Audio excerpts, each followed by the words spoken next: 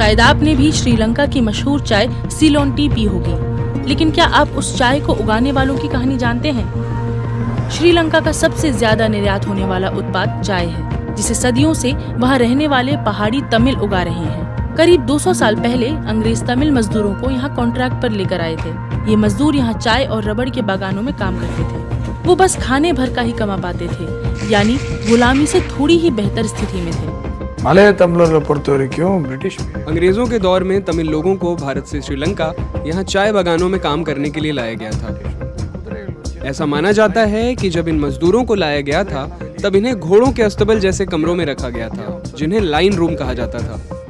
घोड़ों को हटाकर तमिल मजदूरों को वहाँ रखा गया था। बाद में भी इसी तरह के कमरे मजदूरों के लिए बनाए गए और आज भी कुछ कामगार ऐसे कमरों में गुजर बसर कर रहे हैं।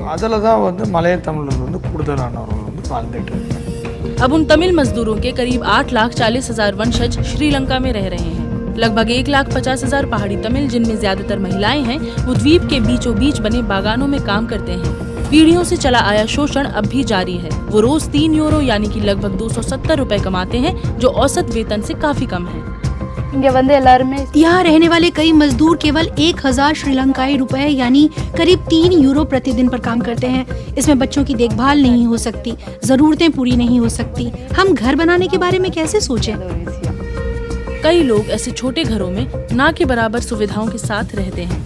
हमें इन घरों को बदलने की जरूरत है। हमारे पास साफ पानी नहीं है, हमारे बच्चों के लिए कोई नर्सरी स्कूल नहीं है, कोई अच्छी सड़क या बुनियादी ढांचा नहीं है।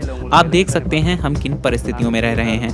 हम ये सब सालों से झेल रहे हैं और हम अपनी अगली पीढ़ी के लिए बेहतर भविष्य चाहते हैं। पीढ़ियों से चले आ रहे भेदभाव की भावना को बदलना मुश्किल है, लेकिन कुछ लोग अशिक्षा के क्रम को पीछे छोड़ विश्वविद्यालय की पढ़ाई कर सके हैं। हम जहाँ रहते हैं वहाँ से स्कूल जाना ही सबसे बड़ी चुनौती है, खासकर बरसात के समय। मेरे माता पिता भी चाय बागानों में काम करते थे, इसलिए वो मुझे प्राइवेट स्कूल में नहीं पढ़ा पाए। मेरे लिए पढ़ाई पूरी करना मुश्किल था, लेकिन जब मैंने पढ़ाई की और बागानों के बाहर की दुनिया देखी, तब मुझे एहसास हुआ कि मेरा समुदाय अभी भी कितना पिछड़ा है। यहाँ शायद ही कभी कोई चाय बागान छोड़ता है। मैंने देखा कि देश के बाकी हिस्सों ने कितनी प्रगति की है। इस हिस्से के बाहर के स्कूलों में अच्छी सुविधाएं हैं, लेकिन मुझे समझ नहीं आया कि आखिर मेरा समुदाय इतना कैसे पिछड़ गया। सच्चाई ये है कि यहाँ कोई मदद करने वाला नहीं है। उनकी कम कमाई और भेदभाव के बावजूद पहाड़ी तमिल लोग देश की अर्थव्यवस्था के लिए अहम हैं। पिछले साल श्रीलंका ने चाय से 1.2 बिलियन यूरो और रबड़ के निर्यात से लगभग 853 मिलियन यूरो